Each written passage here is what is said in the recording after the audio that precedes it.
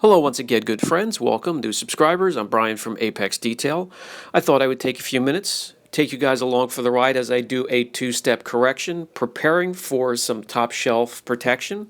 This is going to be done on a Chevy Colorado Duramax diesel. As you know, Chevy GM Clear can be stubborn at times. We have a Chevy Colorado Duramax diesel here.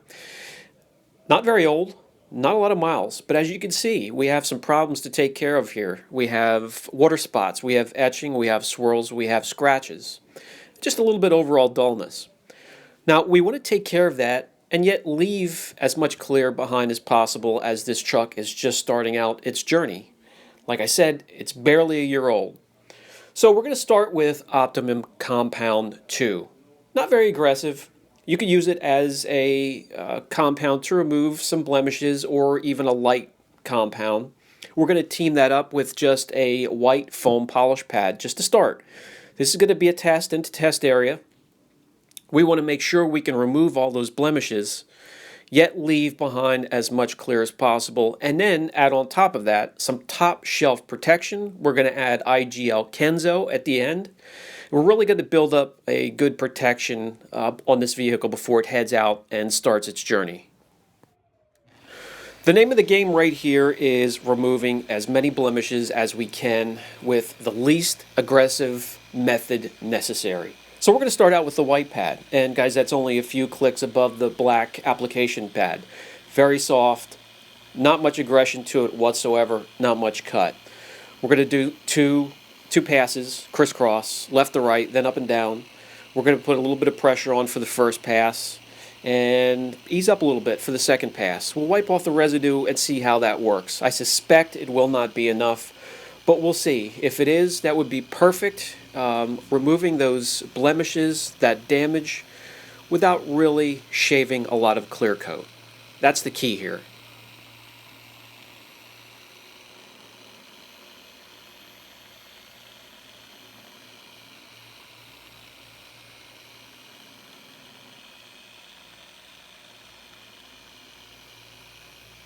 The Optimum Compound 2, nice cycle time, hardly any dusting, wipes off rather easy.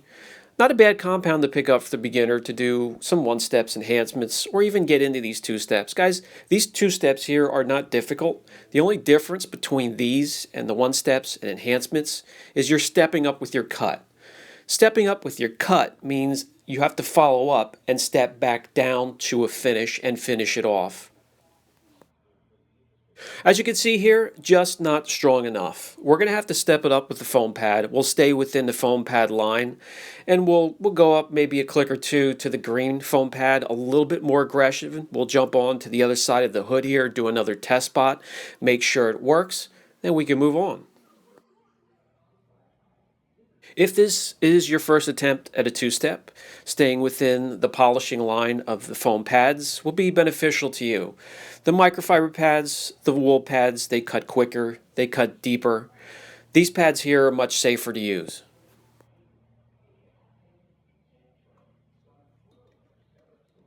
We're going to stick with the Optimum Compound 2.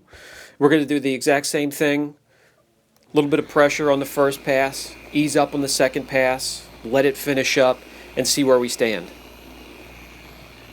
The speed of my polishers rarely rise above 3.5, sometimes 4.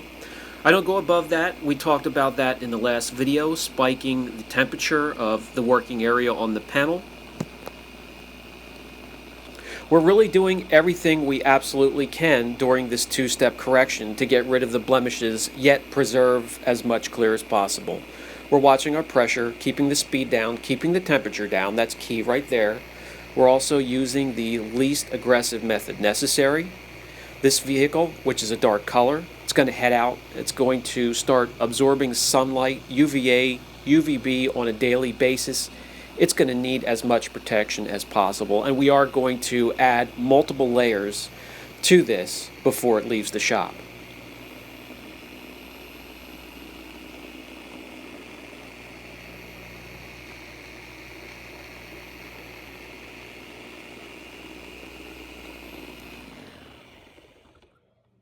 All right, crisscross pattern, left to right, then up and down. That's 2 passes. And hopefully we can get the cutting phase done with those 2 passes, because don't forget we need to follow up with the polishing phase. That's going to be another 2 passes. 4 passes total. That's all we really want to do to this clear coat before we send it out. And as you can see here, that did the trick. No use, no need for microfiber or an aggressive wool pad. So I went ahead and I cut the hood, I cleaned it up a bit, and this is what we have so far, looking good.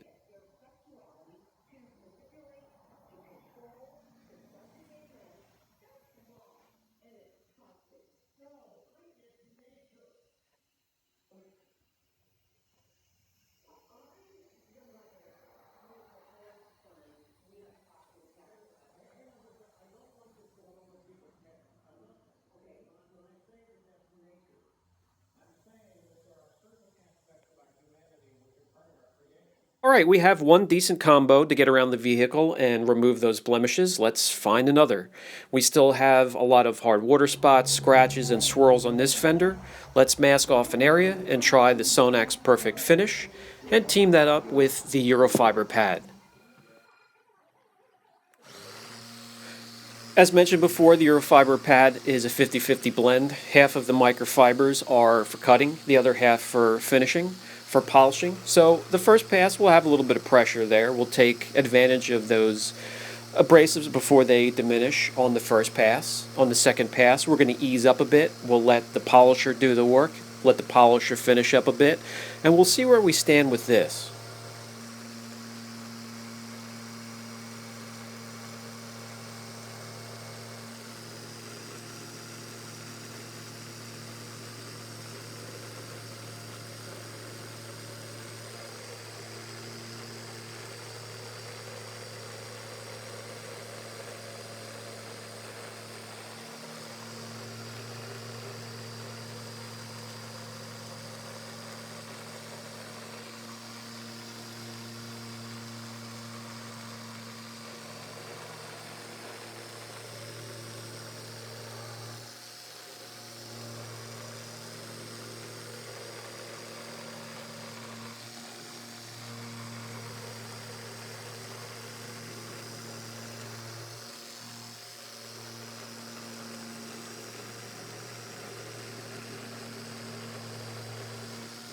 All right, that's going to do it. Let's remove the residue. And once again, that was 2 passes, left to right, up and down.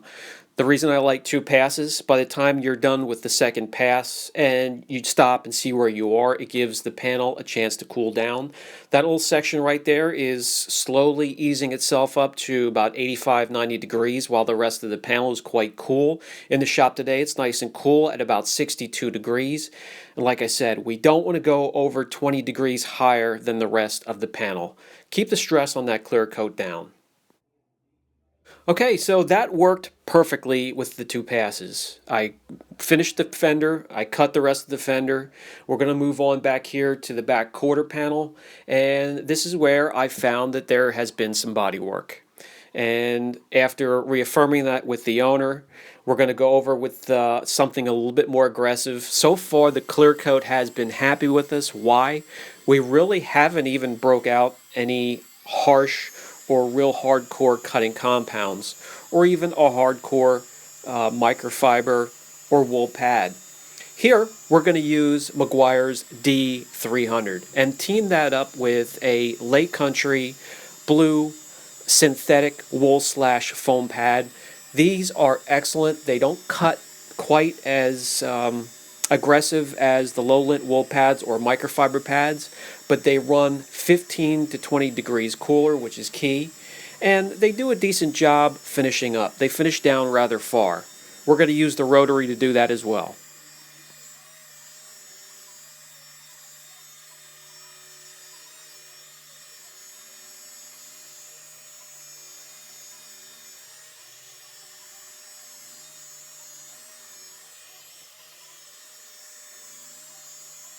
Most wool pads in general will keep everything cooler, keep the temperatures down on the panel. You can see how it's blowing the towels around, the air is flowing, and on a really hot day, I enjoy using the wool pads. It sort of fans me while I'm working.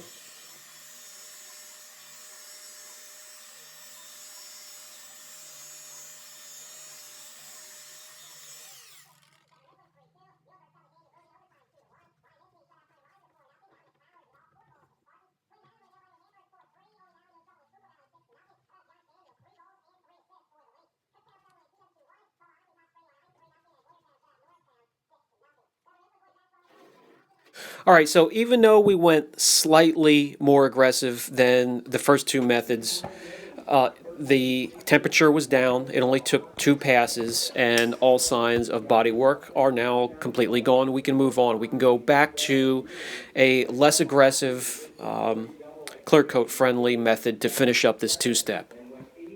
Why did we go a little bit more aggressive? Well, they didn't paint the whole quarter panel, they blended in. So there was overspray, and they really didn't quite finish up with their finish work. They never do. So there's plenty of clear coat to work with, about a mil more than the rest of the panel. Now, I'm going to finish this up, and we have the whole side here. We have it cut. We have it cleaned a bit. You can see the reflection is really starting to come through now, and it's really it's looking forward now to the next step, which is the polish, the cleanup process. And for that, I'm always going to use Angel Wax Perfect Polish. Sometimes I'll switch it up with the Escalate Lotion from Polish Angel. Two great products to really finish up and use those fine abrasives to bring out some clarity and reflection and gloss before protection. Now, I do want to take a minute or two and show you what the Perfect Polish can do, and we'll jump off of the truck back down onto a test panel where I have an area scuffed and taped off. We're emulating some swirl marks or buffer tracks or just overall hazing from a heavy compound session. And I'll just show you this section. We have a white polishing pad that's just a few clicks up from the black application pad, which is very soft, and I'll show you what this can do. Same arm speed, same pressure, same polisher speed. I just grabbed a different polisher. It's a shorter throw. This is back down to an 8mm throw. We don't need anything aggressive for this step, and I always look forward to grabbing this little Torque 10FX here towards the end. It's light, it's tiny, it's thin, it's easy on the hands, and it does a great job.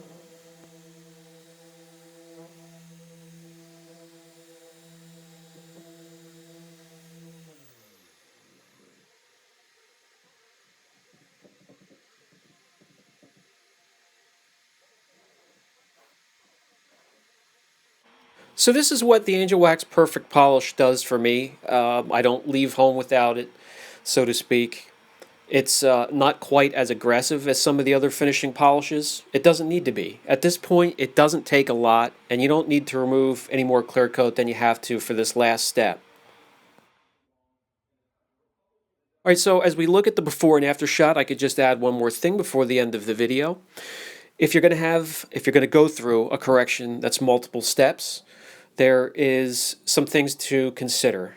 Is it a daily driver? Is it something that's garage kept, only comes out during the weekends? Does it have a lot of miles? Is it hard clear coat? Is it soft? Is there a lot of blemishes? What do they want to remove? What do they expect out of all of these steps?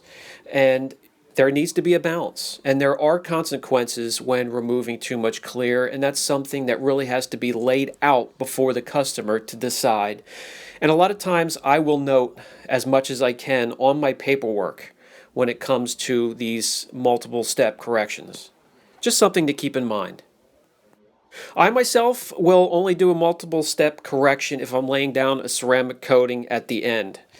It's the only way to keep it protected, and even that is only semi-permanent. Will have to be reapplied every 4 years or so, depending on what you use. If you're doing multiple steps as a correction and you're just laying down a sealant, boy, I would have to lay down another sealant every 6 to 8 months just to keep protection on that car. All right, guys, Brian from Apex Detail. Catch you in the next video.